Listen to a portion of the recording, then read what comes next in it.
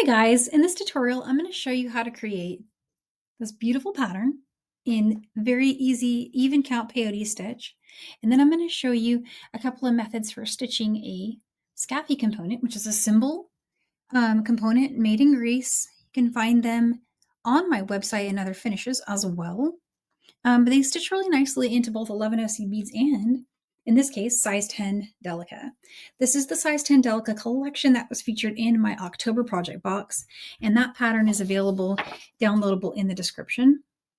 In this video, I'm going to just quickly walk you through starting the pattern, and it's a little bit of a peyote stitch recap, and then we'll do the finding attachment, which is the real focus of the tutorial.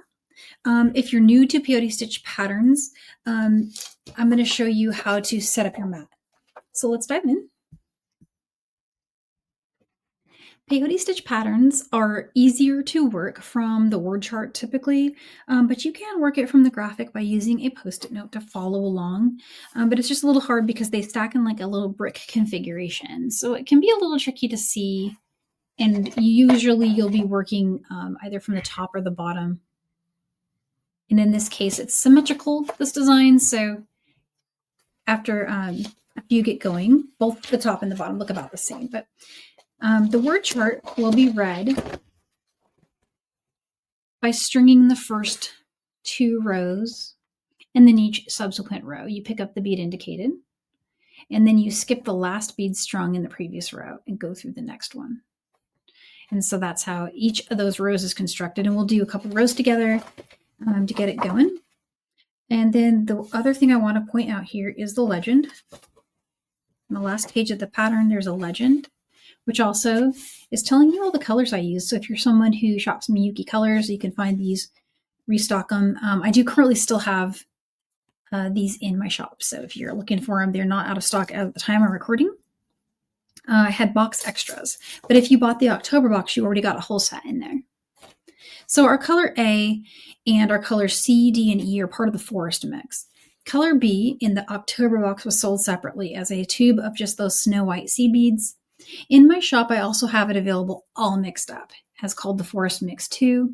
This is one where I had the white mixed up inside. I'm going to be working from this one because I have more of these than the other, and I want to leave the separated ones out for folks who are looking for those in my shop. So what you're going to see me doing on my mat is picking through these for the colors. The color A is copper lined crystal. You can see it shining in there. Color B is going to be, of course, the matte white. That's going to be the main color of the construction of the design.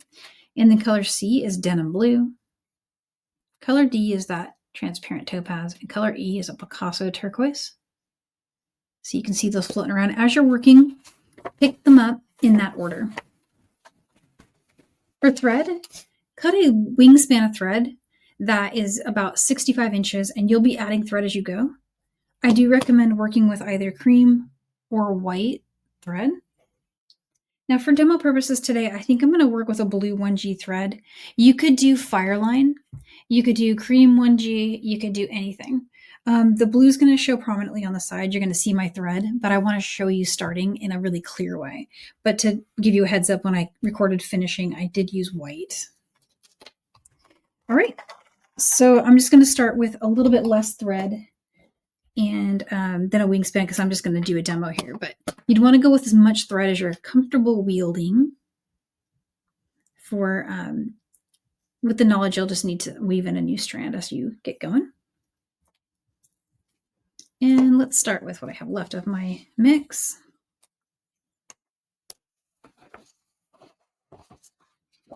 And one thing that can help when working from a mix is you can create yourself a legend cheat sheet.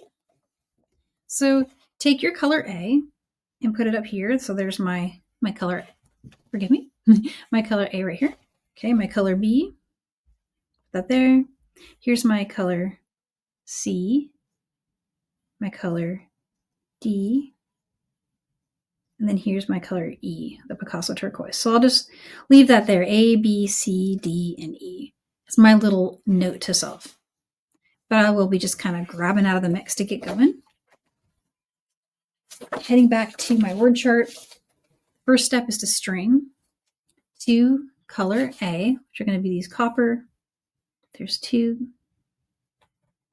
Then we'll do a B, which is white.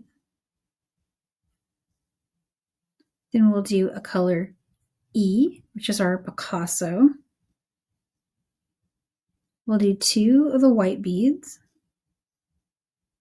We'll do 1 of the E beads, which is the Picasso again. And then end with a B.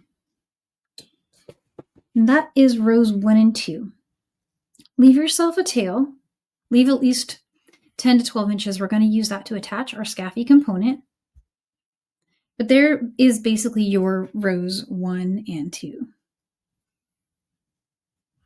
So row 3, we're going to start by picking up 1 color E.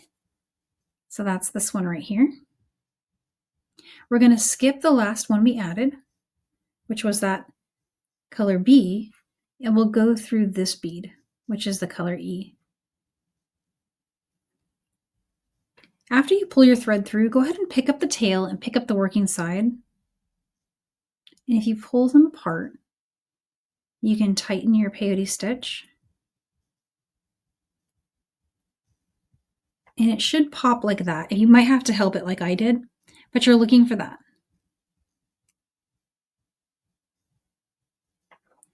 So the next bead we need is we're going to be going a 2B. So that's going to be skip 1 bead and go through the next bead and color B. And again, go ahead and just pull the working and tail thread apart and it'll start to pop like that. Pick up another B, skip the next bead, go through the one after that, pull working and tail thread apart. Last, we'll need a color A. It will skip the next bead and go through the last bead.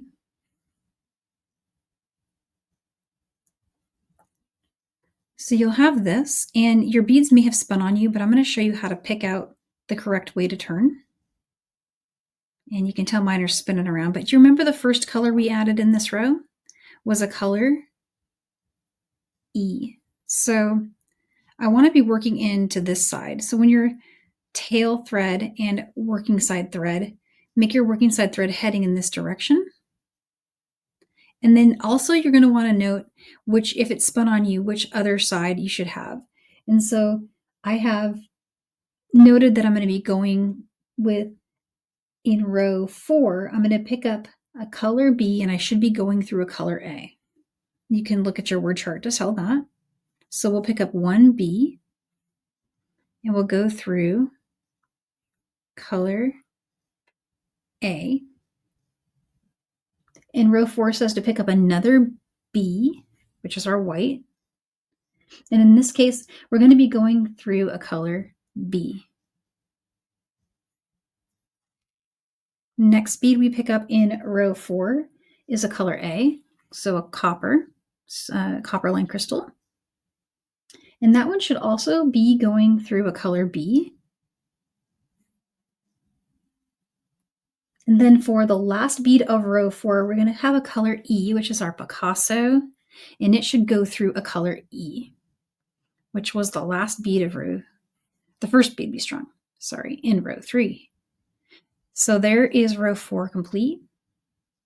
Let's do row 5 together. 2B. So we'll pick up 1, the color B, another color B. And remember, for you, color B will be a separate tube if you're working from my box.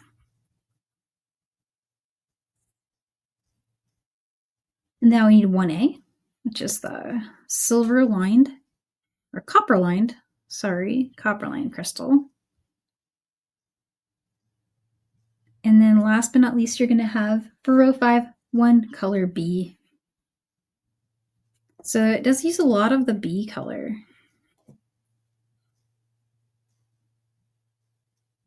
So that's row 5. So you can see the patterns starting to come together. Forgive me for the blurriness, guys. My camera's been a little funny today. Let's do another row. And so you can just see off camera here, what I'm doing is I'm just guiding it down. If you lose your place though, it's really easy to count rows, especially when it's this short. Or in the pattern, you want to start by looking at your edges. So on mine, I have 1, 2, 3, 4, and 5. So I know I'm finished row 5 and I'm starting row 6. One thing you can note though is if you've gotten really far in your pattern, as you start working, take a little pencil and eraser. And as you're leaving, like to go do something else to come back later, put a little pencil dot at the end of the row where you've left off so you know where to start next time, and you can always erase that little dot. That's what I do, and I also use a magnetic ruler. So I don't have that one with me currently. It's in my other work area, but right now I've seen here that I finished row 5 and had to step away, and so now I'm reorienting myself, knowing that I'm going to start here at row 6. Let's do another row together, and then let's switch to putting the finding on and showing you the finished piece, because it really is, just kind of a whole same thing as we go. And let's see, what was my color C again? I lost my legend as well. My color C was metallic blue denim. So that's this one right here. And that is the first bead of row 6. So it's our first new bead to add. Color C. Then we need another B.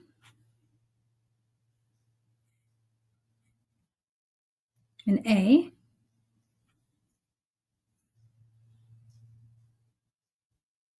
And then end with a B. And the fun part about peyote stitch is you can see the beautiful pattern start coming together. And it looks nice even with my blue, doesn't it? I think it does. So really, really cool, really pretty way to create a peyote stitch design. And when you run short on thread, what I like to do is leave the short one, try to let it be at least 7 inches long, and take the needle off it and just leave it where it is. Cut a new wingspan of thread and weave around into the work until your tail stops moving when you pull on that new strand. Weave to exit from the same spot where you left the old strand and resume your pattern. At the end of the design, when you're all done, you can come back to this tail and weave it in. And that's usually what I do for all of my peyote designs. All right, so let's jump ahead to finishing. So if you work the pattern start to finish exactly as it's written in the peyote stitch pattern, you'll get what's shown here. You can always extend that out longer if you'd like. The pattern restarts itself right here. So if you reach this spot and you want to keep going on either side, you can just keep repeating it from what you see here outward. And after you make this, that will be very intuitive, everything I just said, so it will make sense.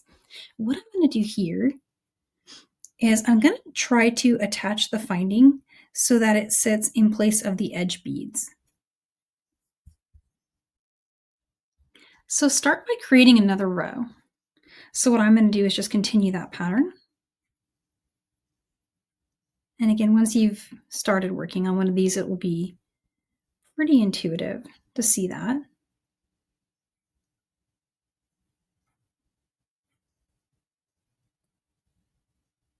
Mostly B, you're just going to be placing one of the color E's. So we'll have this. And now this edge is going to be the edge bead we would normally pick up. That one's going to be replaced by the finding. So I'll go through the finding. And then I'm going to go through the first bead.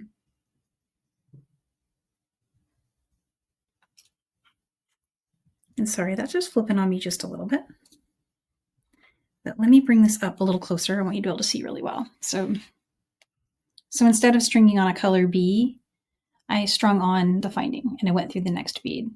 And what I'm going to do is I'm going to weave through the work until I reach the color E in that row. And at that spot, I'm just going to go through the finding here.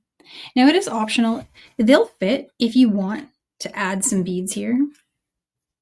But I think what I would prefer to do for my design is to just go ahead and weave through without adding beads. Meaning you could be putting a bead here and here.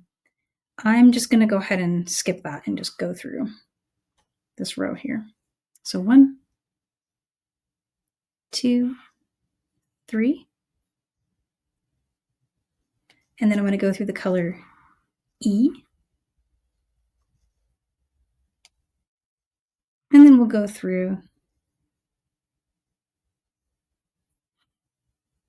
And then we'll go through the last bead. So through the finding and through the last bead. And there we go. Once you tighten everything up, it definitely gets stronger. So you can see it's fitting there right now. And once I weave through, the first thing I'm going to do actually is go through here. And I'm going to go back up through this one time. That just keeps these two locked together really nicely. And now I'm going to go back through like this.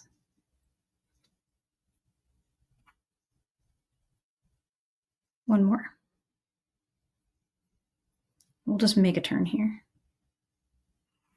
We'll go through the bead. We'll go through the finding and through the edge bead. So just get that to be nice and strong.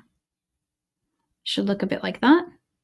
Then once you're happy with that side, repeat everything we just did to reinforce the other side. So I'm going to go through some beads here. Let's travel this way.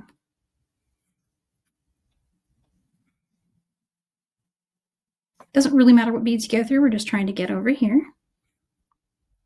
And now we're on the bead that connects with the finding. So we'll go through the bead. I've noticed it's easier to get through the bead and then get through the finding. And then make a turn. Heading back through here.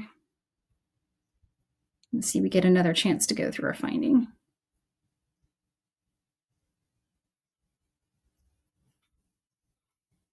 All right. So once you do some weaving in, it gets more secure and stronger looking. And then from here, I'm going to go ahead and weave in just to the work and trim. Then we'll pop our findings on. I'll need to repeat that on the other side with my tail thread. And I've got my gorgeous design.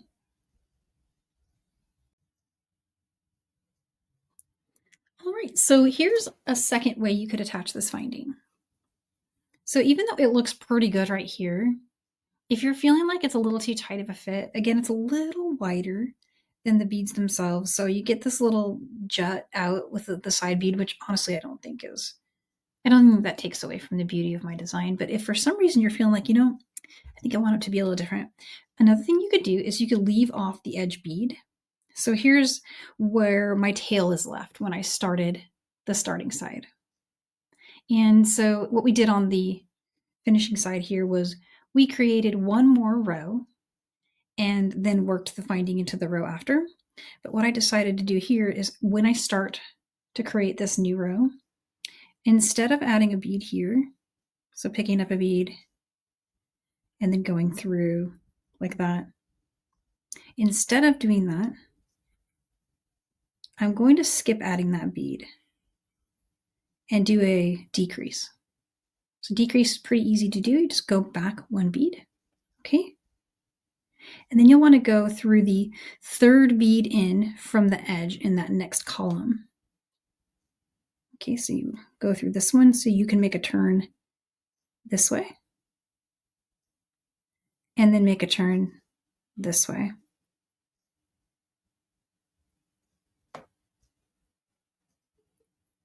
So you'll have that.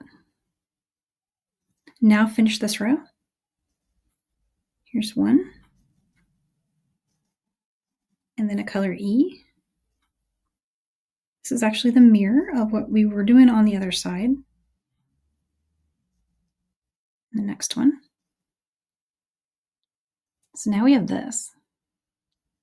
And why that's handy is now when I bring on the finding, so stringing my finding, I can go through these beads here.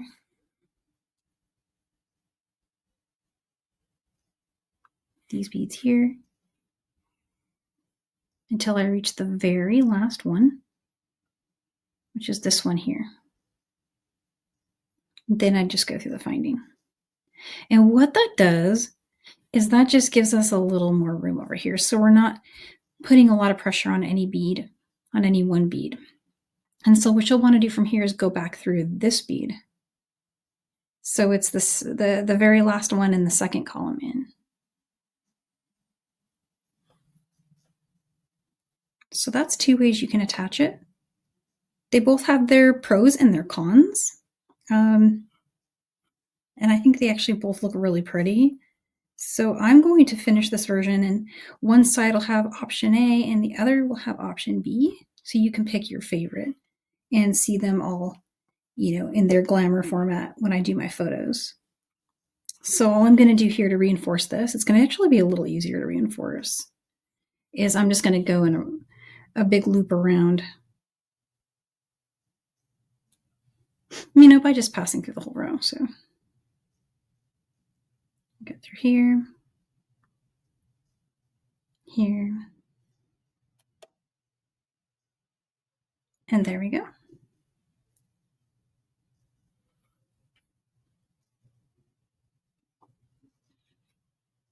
All right, so I'm going to weave that in, trim my thread.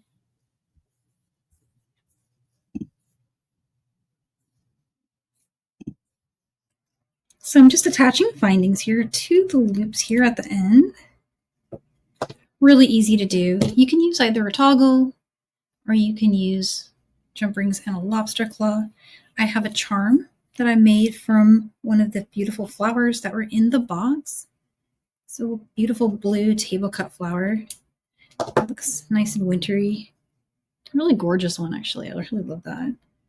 And I did have to put it on a little head pin, but those are easy to find.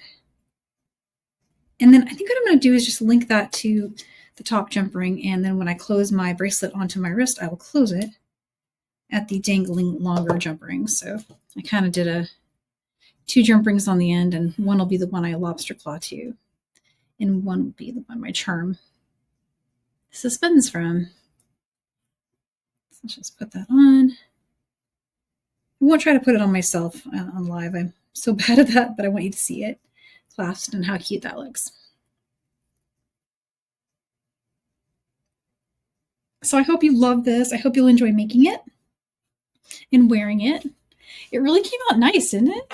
It's so cute. So there it is. There's your polar wind bracelet. I might change the name. Forgive me. When I'm filming this, I haven't settled on names yet, but that's what I've been calling it because it just has that, in a cabin in Montana kind of feeling, like the sweaters and that kind of print that you see in cabin towns. Maybe I need to go skiing. I don't know. But this definitely has a ski vibe too as well. So yeah, there it is. Really cute. Thank you for watching, and be sure to check out my other tutorials.